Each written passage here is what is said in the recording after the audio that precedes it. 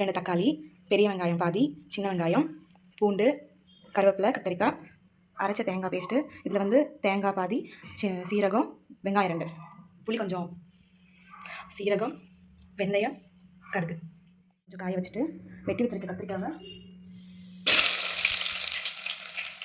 அதிலே போட்டு கொடுத்துருங்க.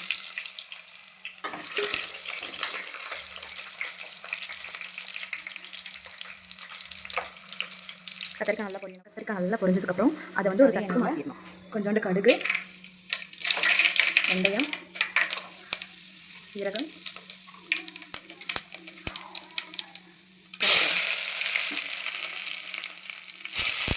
போட்டு நல்லா பொரியணும். அப்புறம் குட்டியாக உரிச்சு வச்சுருக்க பூண்டை பச்சை போடணும். நல்லாட்டு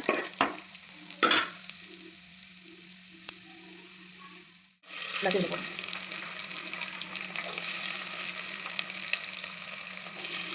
இது நல்லா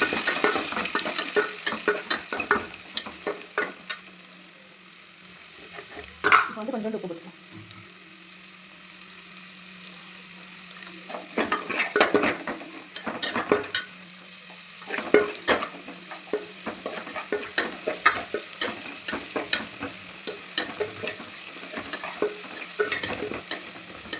நல்லா வதக்கி விட்டுக்கணும். வெங்காயம் சீக்கிரமாக வதங்கிடும். சின்ன வெங்காயம்ன்றதுனால சின்ன வெங்காயம் வதங்கி முடிஞ்சதுக்கப்புறம் வெட்டி வச்சுக்க தக்காளியை எடுத்துக்கணும். பொடிசாக நறுக்கி வச்சுருக்க தக்காளியை உள்ள போட்டுக்கணும்.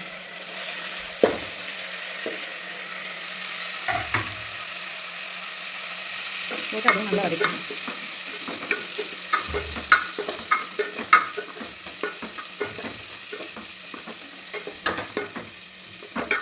தக்காளி நல்லா வதங்கணும். தக்காளி இந்த மாதிரி நல்லா வதங்கிடணும். அதுக்கப்புறம் கத்திரிக்காய் பொரிச்சு வச்சுட்டு கத்திரிக்காய் அதை வந்து இப்படி எடுத்து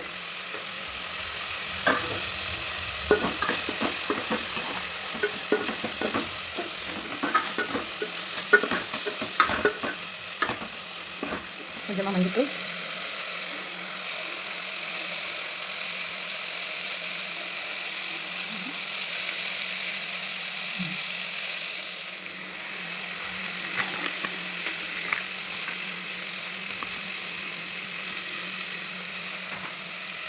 தேவையான அளவு போட்டுருவோம். ஆட்கள் மாதிரி வதக்கிட்டு தேங்காய் ஊற்றிடுவோம்.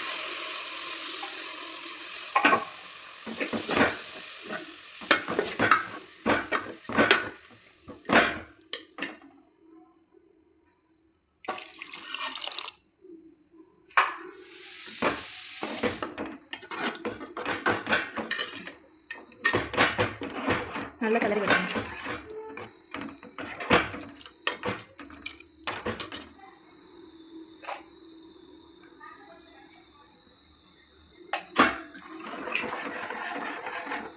பத்து நிமிஷம் கழிச்சு குழம்பு நல்லா கொதிச்சிடும்.